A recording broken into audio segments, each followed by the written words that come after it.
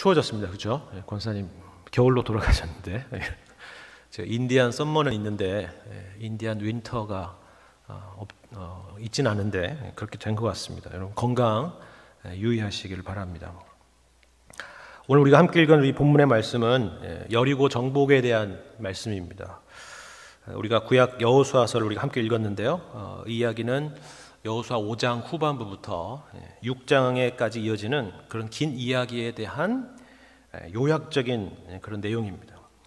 하지만 단순한 요약이 아니라 여기 히브리서 11장 30절에 이 한 문장으로 압축을 하면서 이 히브리서에서 강조하고자 하는 그 강조점을 잘 담아내고 있습니다. 오늘 이 시간에는 바로 이 부분을 우리가 말씀을 통해서 함께 살펴보면서 우리 각자에게 또 우리 교회에 주시는 그런 메시지로 삼기를 바랍니다. 어떻게 그러면 그것을 담아내고 있느냐 요약해서 우리 30절 말씀을 다시 한번 볼까요? 30절 말씀 제가 다시 한번 읽어보겠습니다. 믿음으로 7일 동안 여리고를 도니 성이 무너졌으며, 이렇게 말씀하고 있습니다. 믿음으로 7일 동안 여리고를 돌고 나니 성이 무너졌다 하는 것입니다. 우리가 잘 아는 이야기죠, 그죠? 아니면 최소한 뭐 자세한 설명은 하지 못하더라도 대충 어떤 이야기인지는 잘 알고 있습니다. 그런데 안타까운 부분은 바로 이처럼 이 여리고 사건에 대해서 잘 안다는 것 때문에 성경에서 이 사건을 통해서 우리에게 가르치려고 하는 부분을 놓칠 때가 많다 하는 것입니다. 대표적으로 아마 이런 이야기는 여러분 많이 들어보셨을 거예요, 그죠? 교회 건축 혹은 뭐 교회 이전을 해야 되는데 마음에 드는 그런 부지가 생긴 겁니다, 그렇죠? 그래서 매일 새벽에 새벽 기도를 마치고 그 부지에 찾아가서 매일 한 바퀴씩 돌았더니 마침내 그 땅을 계약할 수 있게 되었더라. 많이 들어본 이야기죠, 그죠? 그리고 은혜가 되는 이야기입니다, 그렇죠? 그 간절함과 그리고 그 결과가 우리가 이해가 되지 않는 바도 아닙니다. 하지만 이것을 우리가 본문의 여리고 전투의 적용으로 보기에는 조금 무리가 있는 것 같습니다. 뭐 이런 거 외에도 우리 인생에 사실은 큰 여러 문제들을 여리고 성이라고 딱 생각하고 이 말씀을 염두에 두고 우리가 기도하고 또 기도해서 마침내 여리고가 무너지는 것과 같은 그런 응답을 받았다라는 그런 분들도 계십니다. 물론 이처럼 모든 문제는 하나님 손에 있고 하나님께 맡긴다는 그런 차원에서 그것은 좋은 일입니다. 하지만 그렇다고 해서 이것이 성경에서 말하는 그 여리고 사건의 그런 의미나 적용은 아닙니다. 방금 말씀드린 이런 예들은요, 우리가 성경에서 말하는 이 여리고 전투가 우리에게 어떤 현실 가운데에서 어떤 문제를 해결하는 하나의 방식을 가르쳐 주는 것이라는 그 생각이 그 바탕에 깔려 있기 때문에 그렇습니다. 사실 방금 읽은 우리 본문 30절 말씀도 그렇게 말하는 것처럼 보이죠, 그렇죠? 믿음으로 7일 동안 여리고를 도니, 믿음으로 7일 동안 여리고를 도니까, 그렇게 하니까 성이 무너졌다, 그런 식으로 말하는 것처럼 보이기 때문입니다. 그렇지 않겠습니까?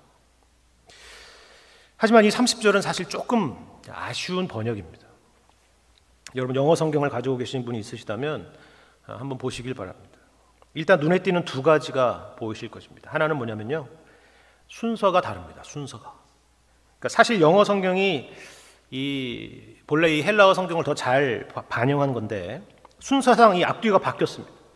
쉽게 말해서 믿음으로 7일 동안 여리고를 도니 성이 무너졌다가 아니라 문장의 순서가 성이 무너진 것이 먼저고 7일 동안 여리고를 돌았다는 것이 나중에 나온다는 겁니다.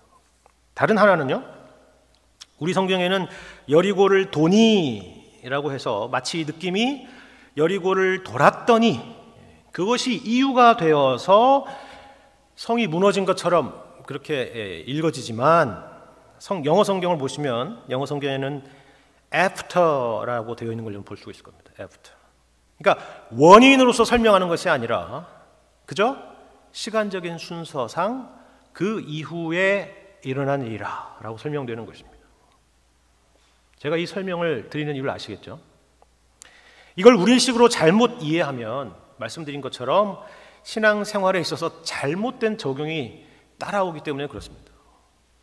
물론 우리에게 어떤 신앙에 열심을 주는 차원에서는 도움이 될 수 있을지는 모르겠지만 그게 이것에 딱 맞는 그런 적용은 아니라 하는 말씀으로 드리는 것입니다. 우리도 이스라엘 백성처럼 믿음으로 7일 동안 여리고를 돌자. 그러면 그 방법을 사용하면 성이 무너질 것이다. 그런 의미가 아니라는 것입니다. 그럼 무슨 의미냐? 제가 아까 두 가지 말씀을 드렸는데 본래 뉘앙스를 잘 살려서 읽어보면 혹시 조금 감이 잡힐지도 모르겠습니다. 이런 겁니다. 믿음으로 여리고 성이 무너졌습니다. 그것은 7일 동안 성을 돌고 난 이후의 일입니다. 믿음으로 여리고 성이 무너졌습니다. 그것은 7일 동안 성을 돌고 난 이후의 일입니다. 뭔가 전혀 다른 느낌이죠. 우리가 처음 봤을 때하고는. 그죠? 그리고 이것을 통해서 특별히 히브리서 맥락에서 뭘 말하는지, 뭘 말하려고 하는지 여러분 이해하실 수 있으리라 생각이 듭니다. 혹시 아직도 잘 이해가 되지 않는 분들을 위해서, 그리고 좀 더 이 30절에 대한 풍성한 이해를 위해서 오늘 이 30절 말씀을 조금 더 관찰을 해보죠. 성경 말씀은요, 그 내용상 드러난 것으로 메시지를 줄 때도 있지만 반대로 어떤 내용을 감춤으로써 우리에게 주는 메시지도 있다는 사실을 여러분 기억해 보시기 바랍니다. 이게 무슨 말이냐면요, 여기 30절 말씀을 다시 한번 잘 보세요. 여기에 감추어진 내용이 있습니다. 감추어진 내용.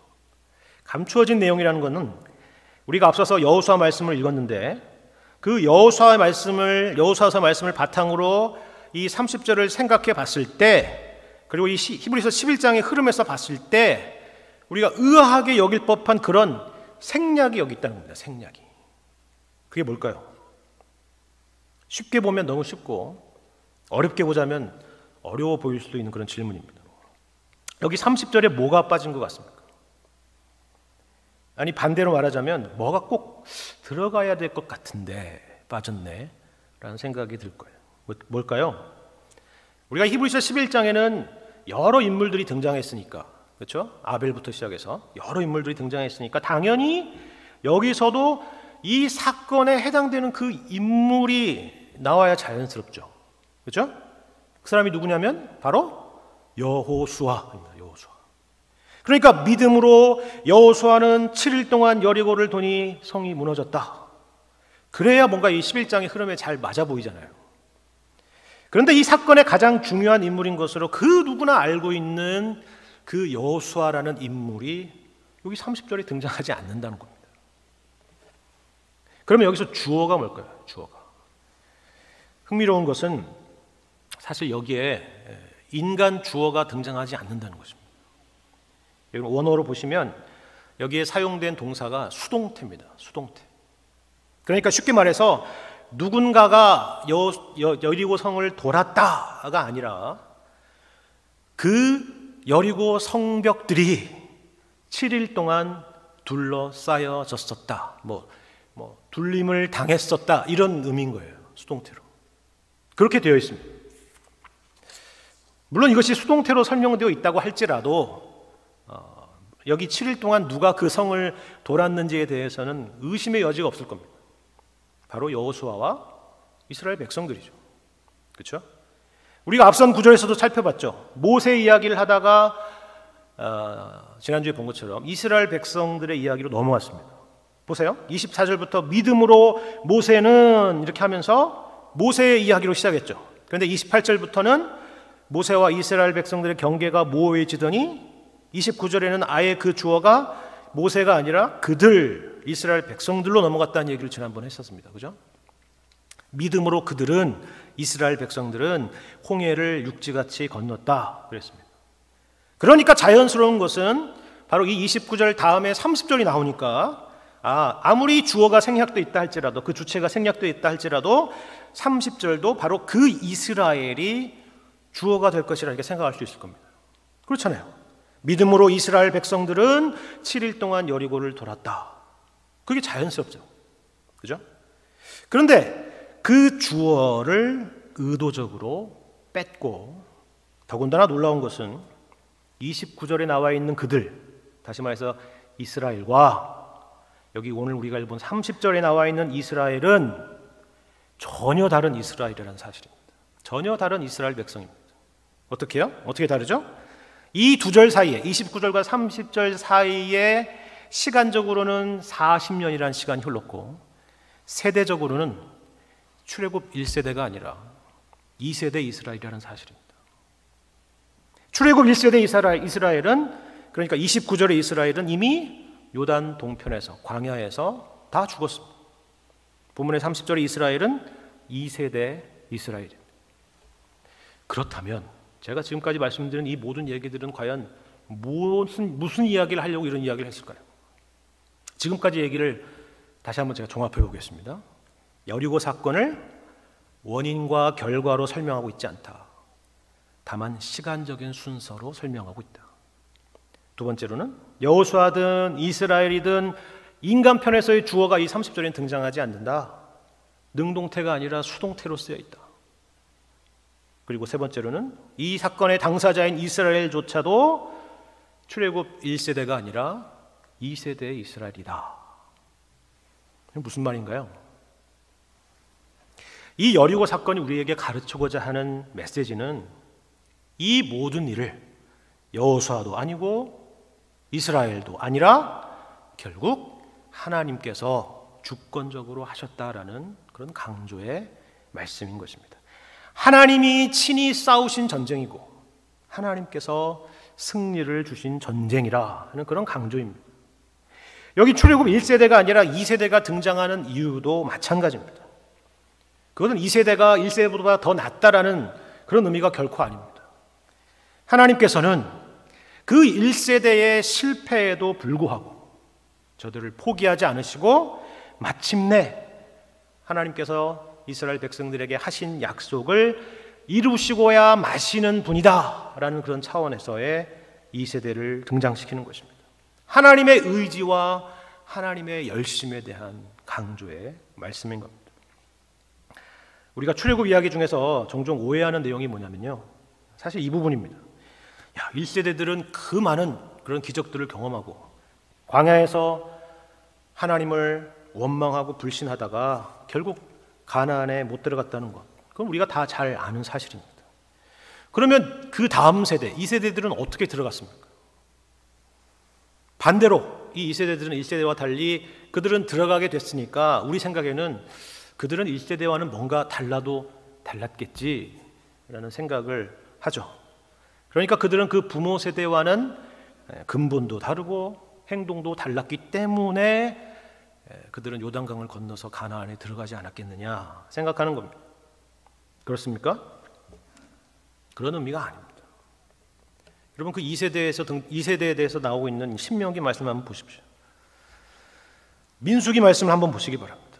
2세대와 1세대가 다른 것이 없습니다. 다를 것이 없습니다.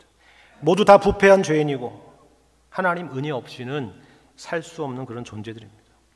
그 다음 세대가 정말 우리 생각처럼 근본도 다르고 행위도 달랐다면 이스라엘의 역사는 그 다음부터는 정말 평탄한 길이 열리고 완벽해야 옳습니다. 우리가 알잖아요.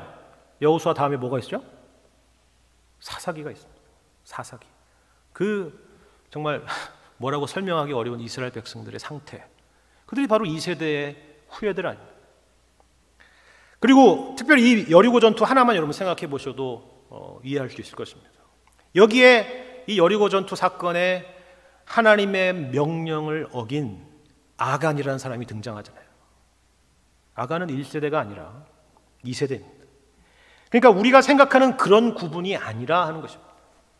성경이 이 두 세대, 출애굽 1세대와 2세대가 등장하는 이유는 후대를 위한, 우리를 위한 본보기로서의 역사입니다.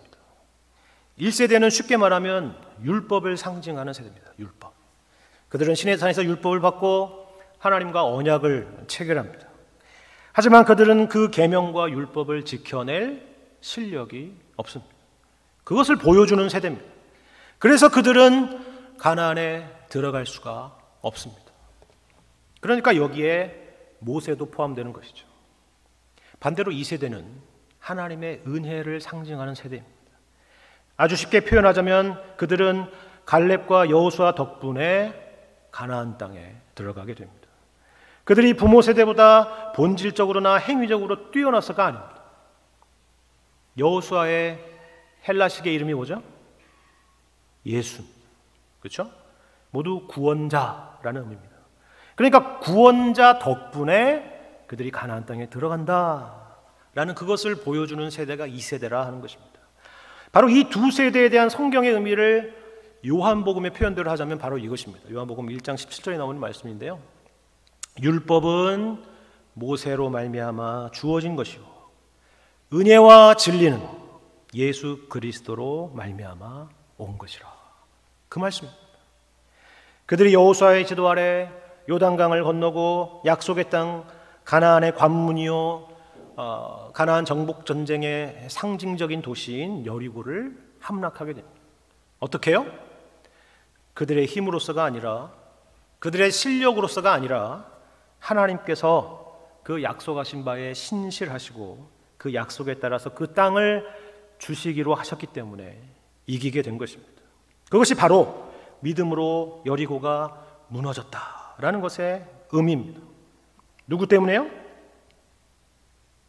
여호수아적인 표현으로 하면 여호수아 때문이죠. 그런데 본문에 우리가 읽은 이 히브리서 30절에는 이 여호수아가 사라진 것은 이제 그 여호수아가 들어가야 될 그 자리에 본래의 주인이 있기 때문에 그분이 바로 신약의 여호수아 예수 그리스도라 하는 겁니다. 이런 의미에서 여러분 본문 30절을 보시면 구약의 여호수아 본문과 비교해서 역시나 또 빠진 중요한 내용이 하나가 있다는 걸 발견하게 될 것입니다. 그게 여러분 무엇인지 아시겠습니까? 이것을 확인하기 위해서 우리가 오늘 읽었던 여호수아 6장 1절 이하의 말씀을 제가 한번 읽어보겠습니다. 뭐가 이 30절에 중요한 게 빠졌는지 한번 생각해 보시기 바랍니다. 여호수아 6장 1절 이하의 말씀 제가 읽겠습니다.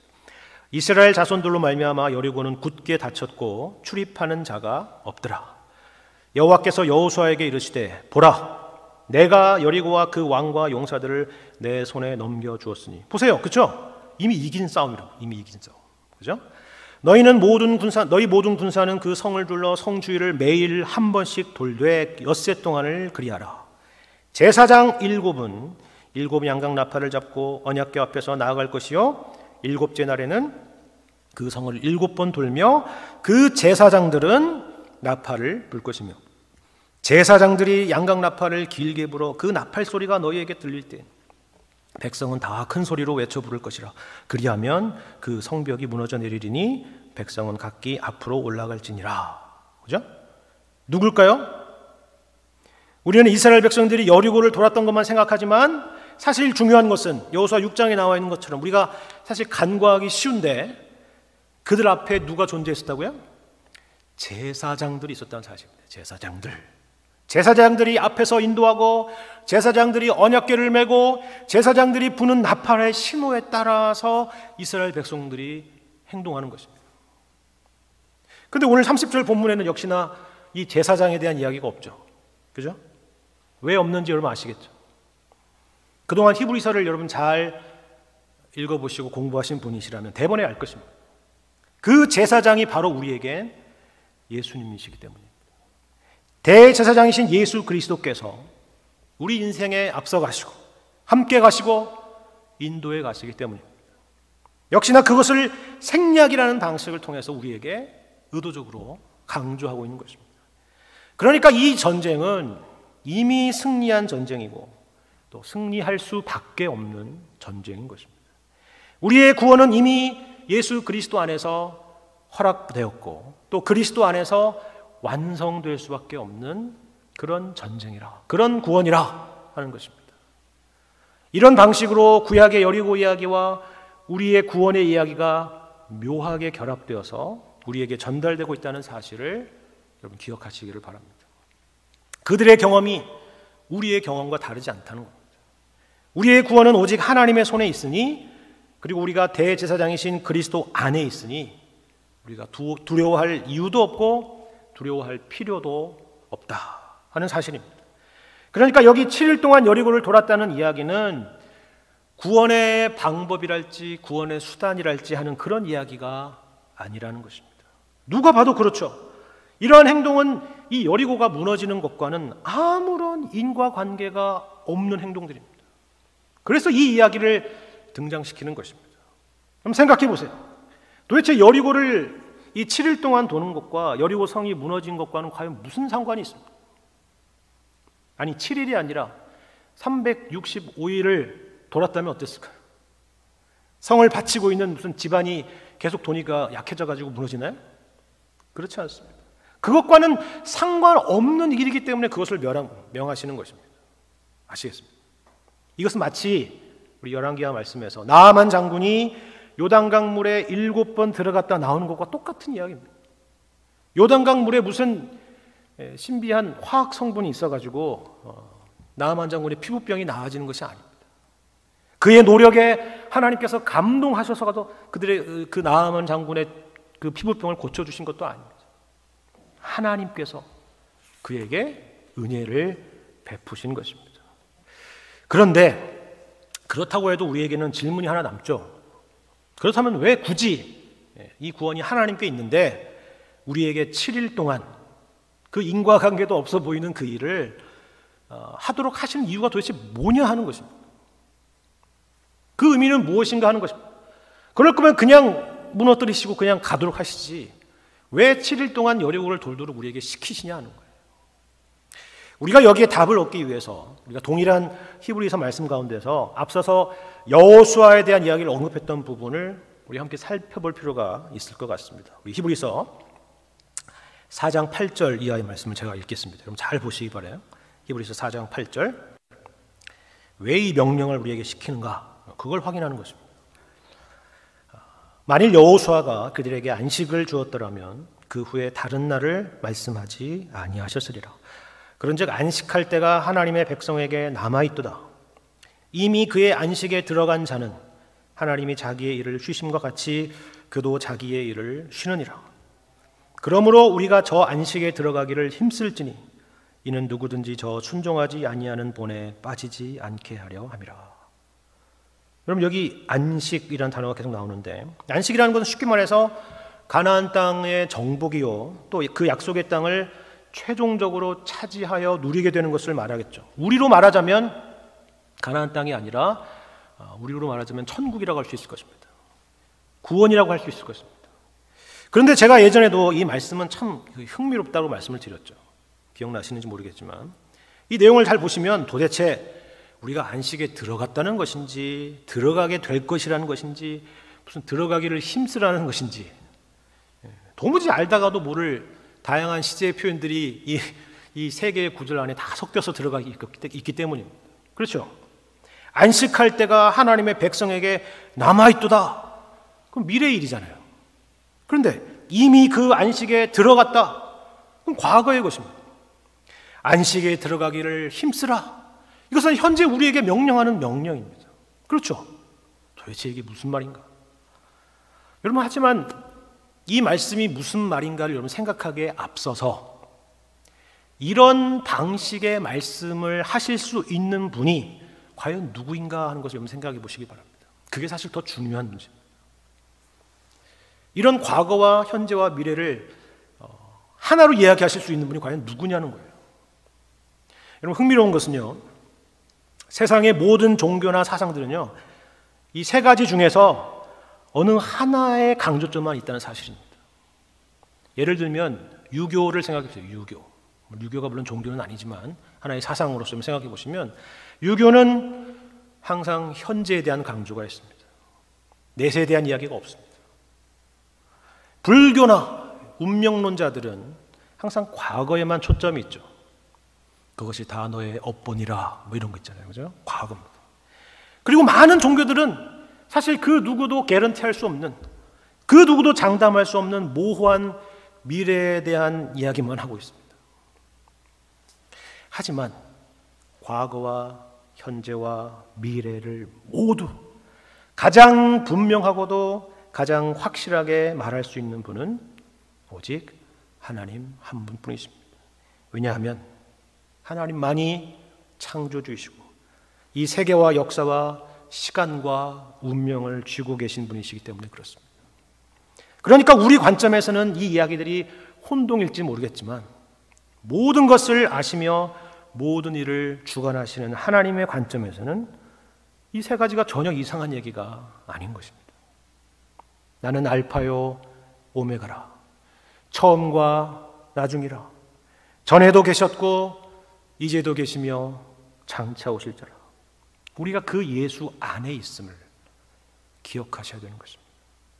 그렇다면 왜 우리는 이 땅에서 저 안식에 들어가기를 힘써야 하는가? 왜 7일이라는 이 땅에서의 시간 동안 여리고를 돌아야만 하는가? 왜 하나님의 말씀에 순종하며 살아야 하는가? 그렇게 살면 뭔가 이 땅에서 놀라운 일이 일어나는가? 여러분 그렇습니까? 여러분이 여리고 전투의 이야기를 기억하신다면 여리고를 매일매일 도는 동안 어떤 일이 있었는지도 잘 아실 것입니다. 어떤 일이 있었죠? 하루하루 돌 때마다 성벽이 조금씩 무너져 내렸죠. 그렇죠? 벽돌이 하나씩 떨어져 가고. 그렇습니까? 아닙니다. 아니면 하루하루를 돌 때마다 여리고의 군사들이 7분의 1씩 죽어나갔죠. 하루 도니까 7분의 1이 죽고 그 다음 날 도니까 7분의 2가 죽고 그죠? 그렇게 해서 마침내 다 전멸되는 그런 일이 있었습니까? 그렇지 않습니다. 그런 일이 없었습니다.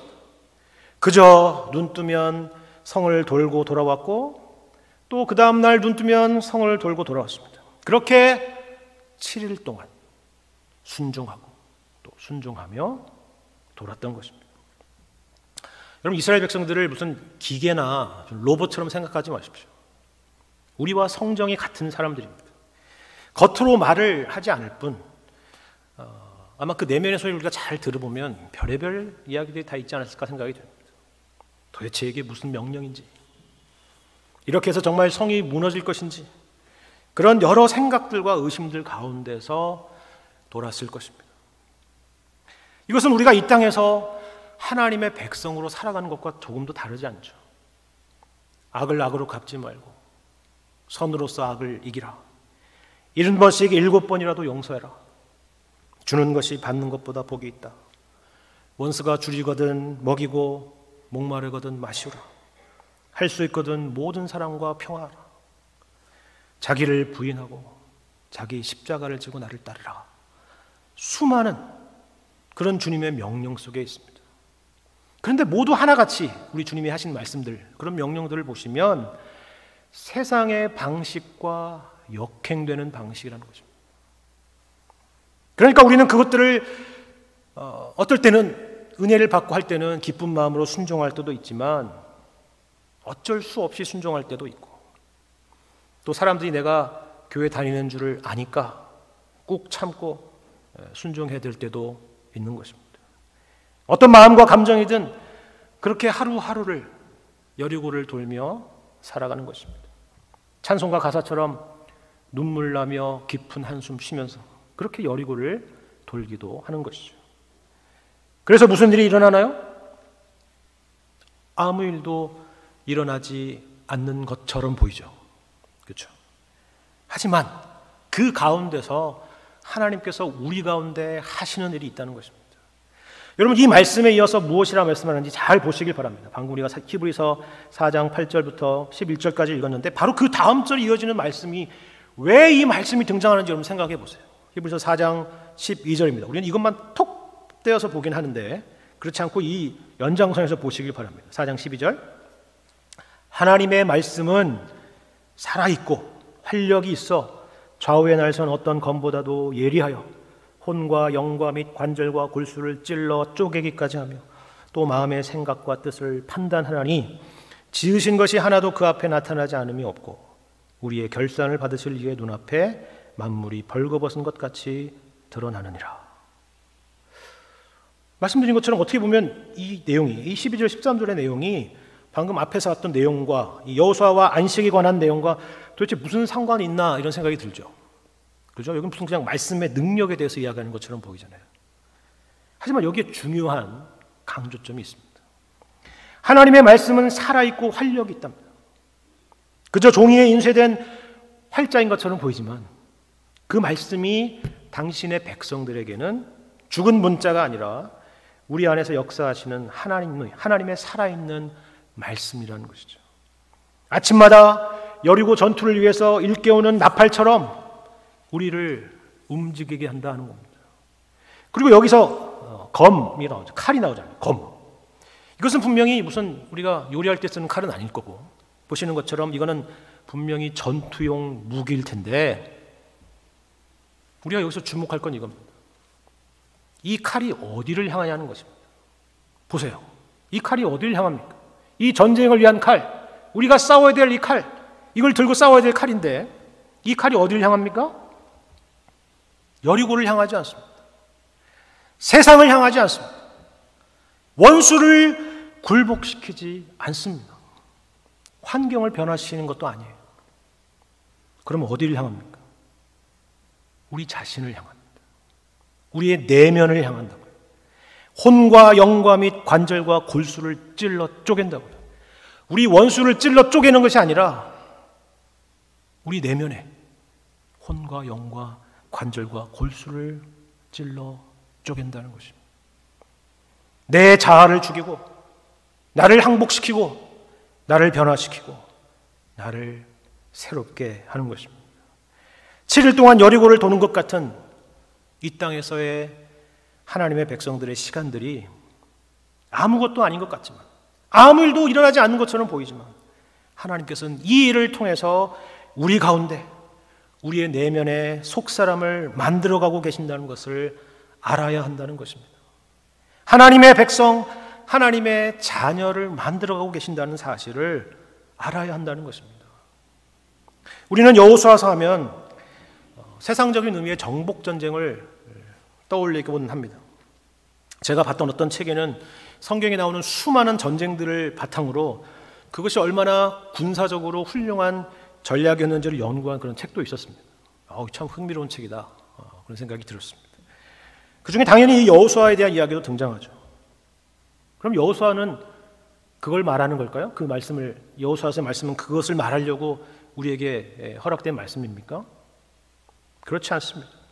여호수아서의 핵심 주제는 1장에 있죠. 1장에 있습니다. 그럼 나중에 꼭 보시길 바랍니다. 가나안 정복 전쟁의 전략과 전술을 설명하는 장이 아닙니다. 말씀에 대한 순종에 대한 이야기입니다.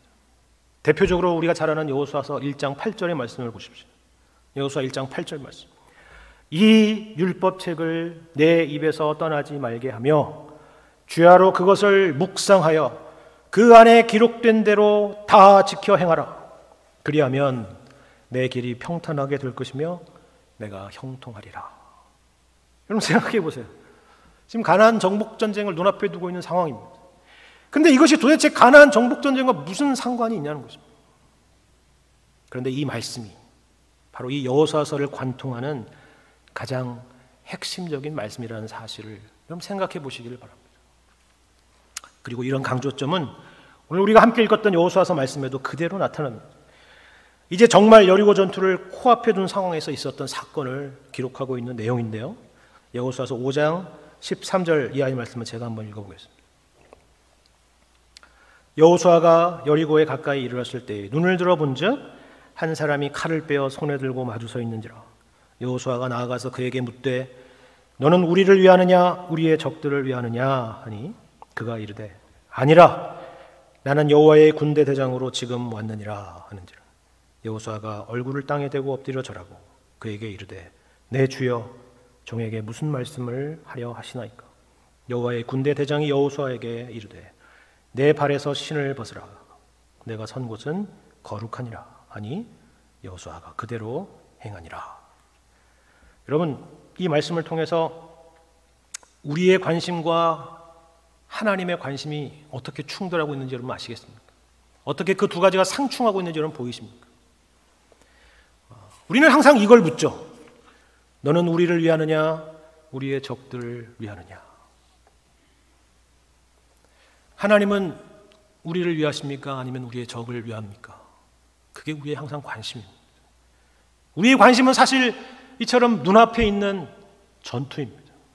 내 눈앞에 있는 일들에 대해서 하나님께서 어떤 구체적인 계획을 갖고 계신지, 어떤 인도하심이 있을 것인지, 우리의 관심은 온통 거기에 있는 것입니다.